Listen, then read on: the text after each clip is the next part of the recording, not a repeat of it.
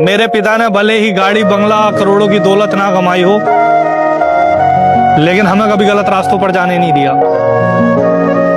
हमें दौलत के लिए बताया गया तो जरूर, लेकिन हमें सही और गलत का फर्क समझाकर बताया गया। हमें कर्मों को सामने रखकर हमें चीजें समझाई गई।